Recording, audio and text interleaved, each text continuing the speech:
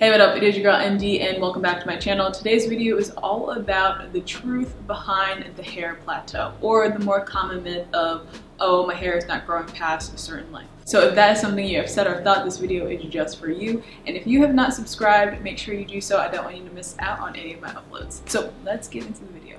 As far as a hair plateau, it is where your hair breaks at the same rate that your hair is growing.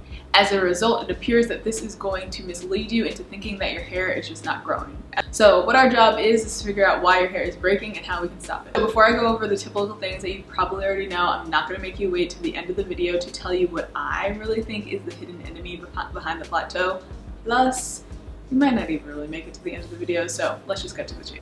All the things that you have learned about taking care of your hair is important, but what I think is the real enemy behind the plateau that typically people overlook is friction. You can do all the right things, take all your vitamins, have a mad strict regimen, and friction can be your downfall. So many things can fall under that category, anything your hair hits. Your clothes, your seat at work, the couch, the seat when you're driving or sitting in the car, how you tie your scarf at night, the fabrics that you sleep on and under if you're not wearing a scarf. I know for me, once my hair reached a little past shoulder length, it honestly took years for my hair to even reach past that point. Like, I was one of those people, I was like, oh, this is the longest my hair can be. I feel like typically I see people that are about at that length say the same thing. But my theory is that around that length, it is a very high friction area. So it's your job to pay closer attention to what your hair encounters. So how do we fix this?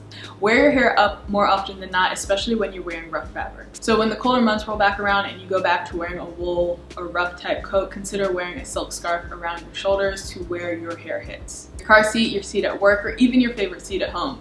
Drape that area with a silk or satin piece of cloth. For example, the seat that I'm even sitting in right now, like, it hits a little above my mid-back, and if my hair was out, and again, that is like that high friction area that I'm talking about, and not even intentionally moving back and forth, but even like a slight move back and forth. Like, imagine if this was my seat at work and I'm sitting in this chair for 8 hours and my hair constantly hitting it for 8 hours, 5 days a week. That is going to cause friction, and that is going to lead to extreme damage. I made a note in my last video that where I was tying my scarf was contributing to the breakage of the back of my hair. Rubbing, the movement helped cause breakage. It boils down to taking note to what your hair is touching. And I promise you, once you make a few adjustments here or there, even if it's simply by just draping a piece of cloth in your favorite seat at home, it's going to make a world of difference. I know I went over that kind of quickly, but I hope it made sense. And clearly, if you have any additional questions, we can talk about them down below. Now I'm going to quickly go over the additional things that can be a contributing factor to your hair plateau.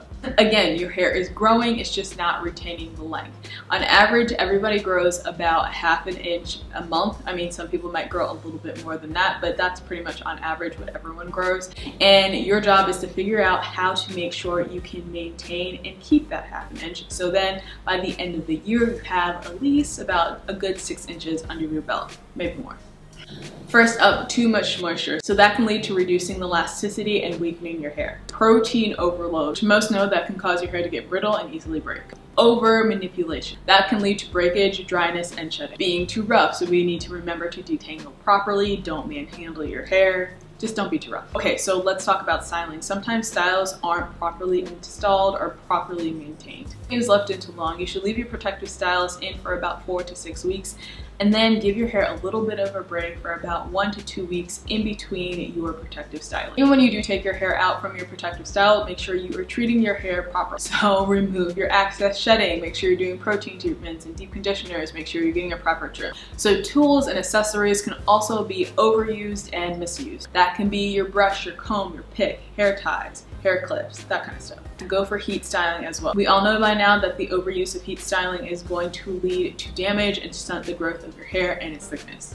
And it goes without saying that harsh chemicals such as relaxers and dyes lead to dryness and breakage if it is not maintained properly. I'm not saying always. Clearly there are some people that still use chemicals and their hair is still pretty healthy, but it is also no secret that harsh chemicals are not always the best for your hair. If you are not trimming regularly, that is definitely going to lead to a problem. So make sure you are letting that dead weight, dead ends go. And last on my list is an unhealthy regimen. that kind of speaks for itself, right? So be consistent, hit all the right marks, pick products that are going to work for your hair. So let's wrap it up. Make sure that you are paying attention to what your hair is physically encountering. Make sure you are reaching for products, accessories, tools, and a regimen that is going to make sure that your hair thrives. Practice healthy habits, protect, protect, protect. Hopefully I didn't miss anything. If you have any other questions, make sure you leave them down below. Don't feel like you're stuck at one spot forever. If you want your hair to grow down to your butt or down your back, whichever you prefer, it is possible regardless of your hair type. It's harder for some than others, of course,